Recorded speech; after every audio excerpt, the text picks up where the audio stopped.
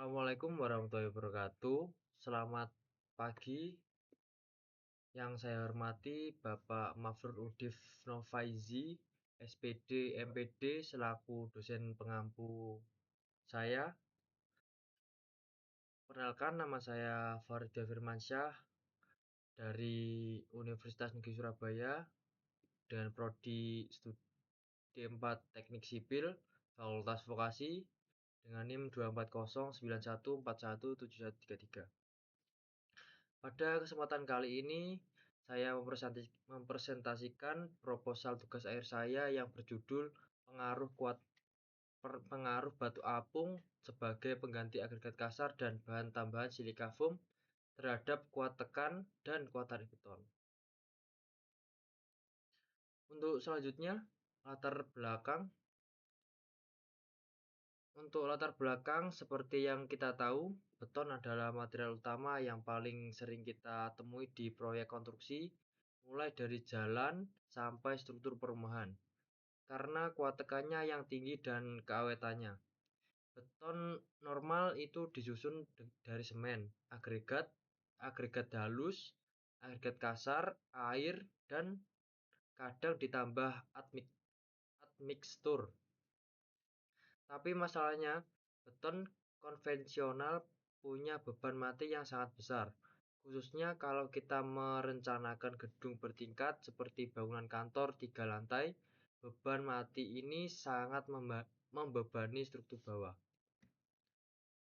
Untuk solusinya, saya melihat potensi besar pada batu apung atau pumik. Batu apung ini terbentuk dari pembekuan lava vulkanik dan punya density yang kecil banget. Cuma sekitar 300 sampai 800 kg per meter kubik. Jadi ini sangat ideal untuk dijadikan substitusi parsial agregat kasar agar beban mati bangunan bisa jauh berkurang. Masa bangunan yang lebih ringan ini juga pastinya akan sangat menguntungkan saat kita mendesain struktur tahan gempa. Tapi ini ada gap teknis di sini. Pengganti agregat ringan ini sayangnya bisa bikin nilai kuat tekan beton merosot. Sebagai urgensinya di bidang teknik sipil, kita harus cari cara menutupi kelemahan tersebut.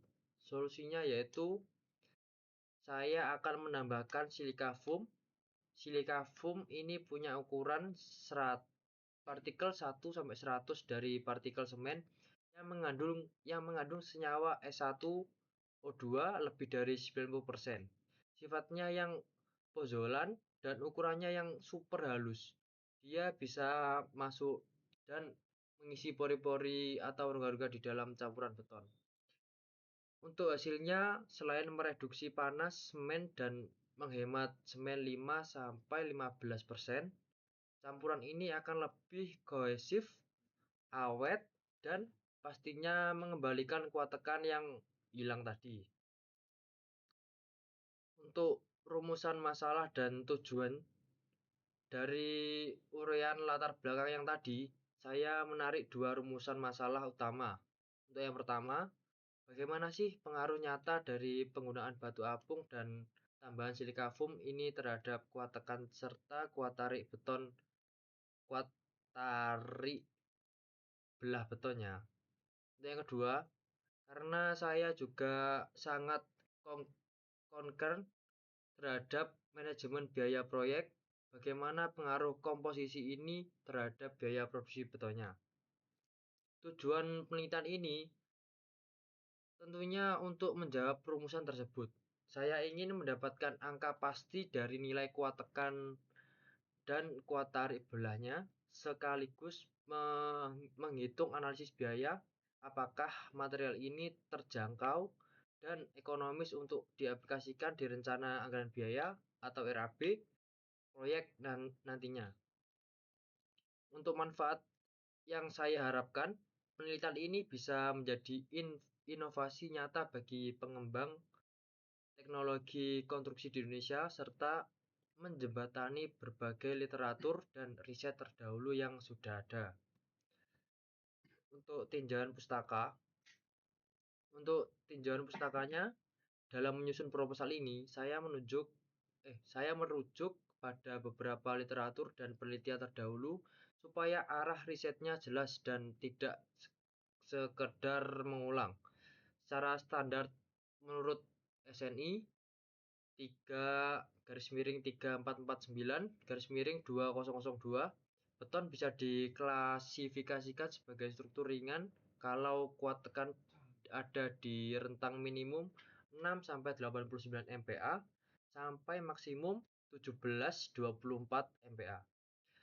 Lalu saya melihat penelitian dari Lajiairoi Hobing pada tahun 2017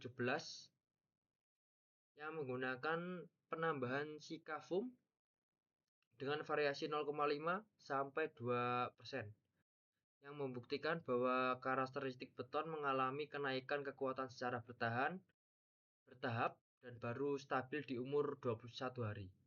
Ada juga studi dari YRA Maya DKK dan kawan-kawan pada tahun 2023 yang menggunakan batu apung berukuran 9, mm sampai 19 mm dari Sumbawa dengan silika foam. Mereka menemukan bahwa kuat tekan beton rata-rata tertinggi dicapai pada angka 11,5 MPa pada umur 56 hari dengan variasi silika foam 7%. Tapi uniknya, kalau kadar silika foam dinaikkan terus jadi 14% atau lebih, nilai SLAM betonnya malah turun dan workability-nya jadi jelek, sehingga kuat tekan ikut turun menjadi sekitar 9,60 MPa. Terakhir dari Arman et al. Pada tahun 2024, mereka menggunakan substitusi batu apung sampai 5% dan silika foam konstan di angka 5%. Gap yang ingin saya kejar dan literatur ini adalah menemukan titik komposisi paling optimal untuk kondisi material lokal yang saat ini. Untuk metode penelitiannya, yaitu saya menggunakan metode eksperimental dengan teknik pengetesan di laboratorium. Saya memilih metode ini karena data yang dihasilkan berbentuk angka-angka statistik, jadi hasilnya akan lebih objektif, teliti, terukur, dan efisien. Pastinya akurat.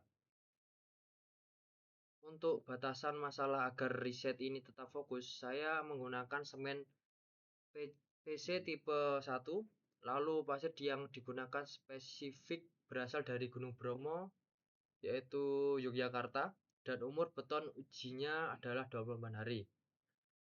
Di dalam campurannya ada perbandingan foam agen dengan air 1:40 dengan presentase penambahan foam 30% dari volume beton. Nantinya ada 2 pengujian spesifik yang akan dilakukan. Untuk yang pertama, pengujian daya serap air beton ringan atau foam. Ini bertujuan untuk mengetahui nilai serap minimal dan melihat efek penambahan partikel halus terhadap pori-pori beton. Untuk yang kedua, pengujian SEM, Scanning Electron Microscopy. Saya akan menggunakan alat Geol Benchtop GCM 7000.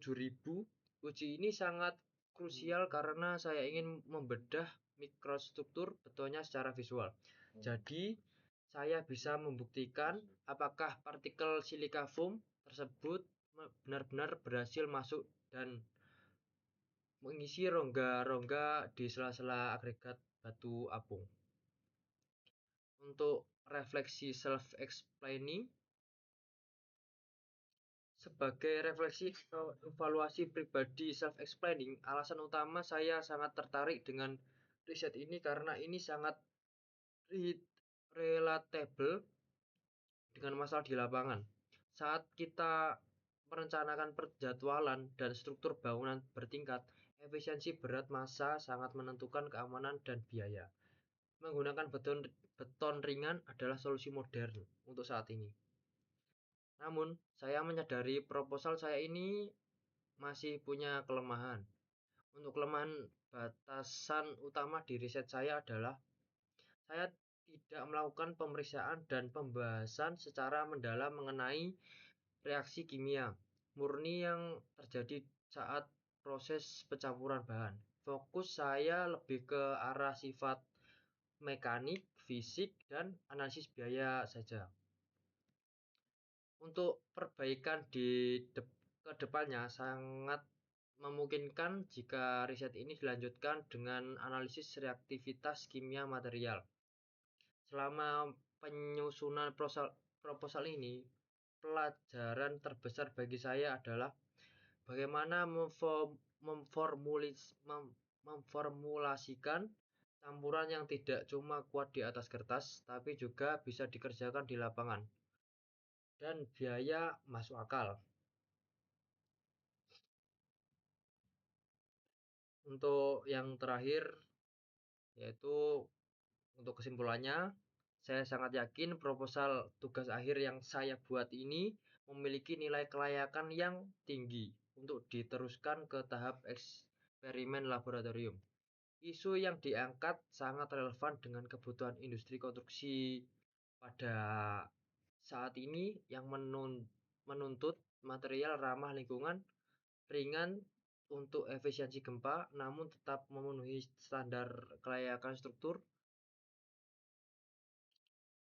Sekian pemaparan dari saya. Saya sangat terbuka untuk masukan kritik serta diskusi lebih lanjut dari Bapak atau Ibu dosen sekalian demi kesempurnaan tugas ini. Terima kasih atas waktu dan perhatiannya. Assalamualaikum warahmatullahi wabarakatuh.